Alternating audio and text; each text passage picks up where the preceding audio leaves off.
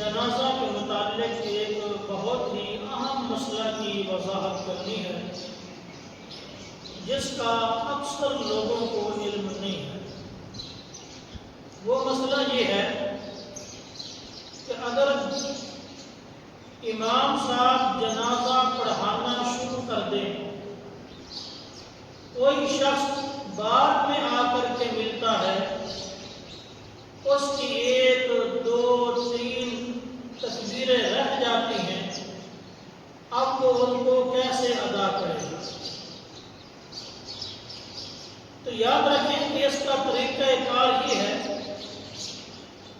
کہ جب امام جنازہ کے اندر شروع ہو جائے، کوئی شخص بعد میں آئے،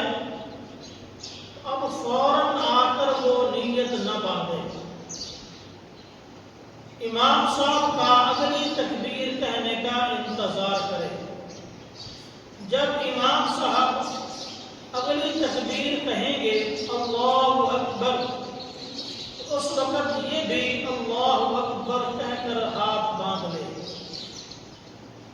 اور چپ کر کے کھڑا ہو جائے،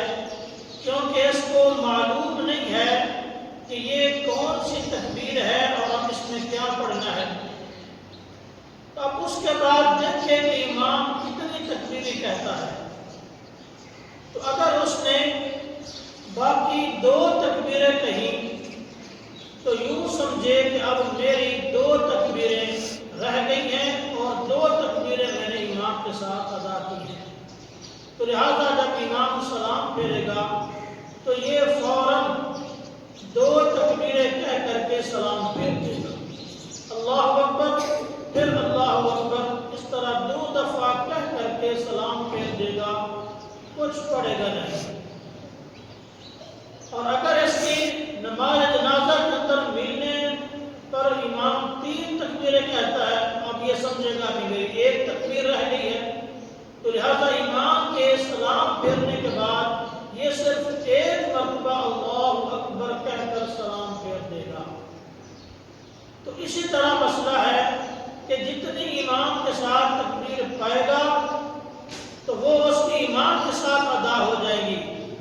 اور جتنی تکبیریں رہ جائیں گی اتنی دفعہ اللہ اکبر کہہ کر سلام پھیر دے، اس کا جنازہ ادا ہو جائے گا۔ اسی طرح ایک اور مسئلہ ہے، وہ بھی بڑا اہم ہے اور اس کا بھی لوگوں کو علم نہیں ہے۔ مثلا ادھر سے جنازہ شروع ہو چکا اور ادھر سے کوئی شخص آ کر ملا، اب وہ وضو کرے تو جنازہ نکل جاتا ہے، تو لہذا اس کے لیے حکم یہ ہے کہ اب وضو نہ کرے بلکہ جلدی سے تیمم کر لے اور نماز جنازہ کے اندر شریک ہو جائے، اس کی نماز جنازہ ادا ہو جائے گی۔ اللہ رب العزت عمل کی توفیق